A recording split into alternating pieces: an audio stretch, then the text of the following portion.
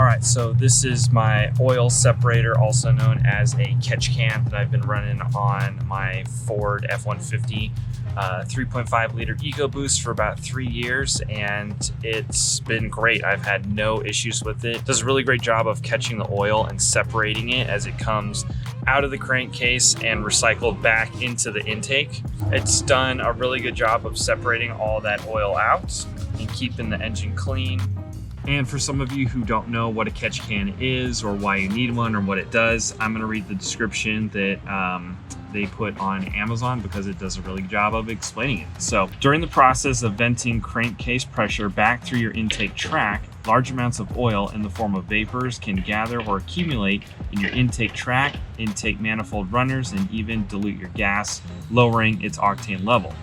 This happens in all engines and is even worse with forced-induced vehicles such as supercharged or turbocharged, as crankcase pressures are increased. To combat this, we have developed an oil separator of its own design.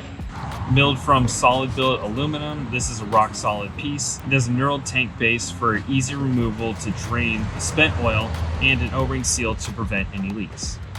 Some of the benefits to the catch can is that it prevents engine knock and pre-ignition, and it keeps your injectors a lot cleaner from that oil that gets recycled back into the intake, so that you're not putting that back into your injectors and gugging things up. Now, there's a lot of different catch cans out there, but you want to make sure you get one that has baffles in it and a filter to help clean out all that oil that gets separated back in. There's some that just simply come straight in, go into the can, and then go straight out. There's nothing really filtering it, so all that oil is just going to get passed through and pushed back into the intake. So you want to make sure that you have those baffles and filters in there. The installation was super easy. Obviously, it just mounts with these 2 bolts on the bracket right here.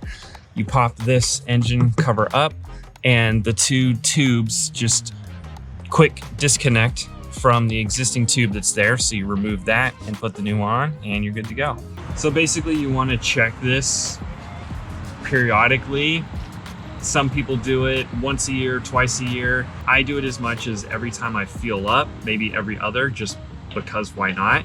And I figured the more that I can empty the catch can, the less that is in there and potential for recirculating back in. So I try to keep it as empty as possible. And it's a good way to view your oil to see how dirty it is.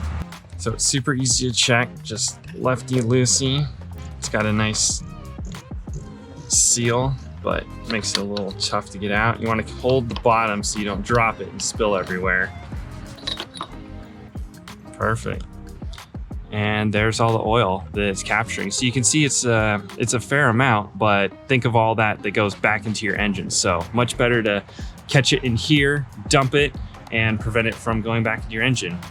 I'm not near a trash can, so I'm just gonna put it back on, but you can see that there's an O-ring in here, and once you've dumped it, you can just put it back on and thread it. You just have to get it finger tight. It doesn't need to be anything crazy, otherwise it's really hard to get off, and you wanna make sure that it's not leaking anywhere, but you get it nice and snug, and then you're good for another little while. All right, and that is my 4-year review of the oil catch can.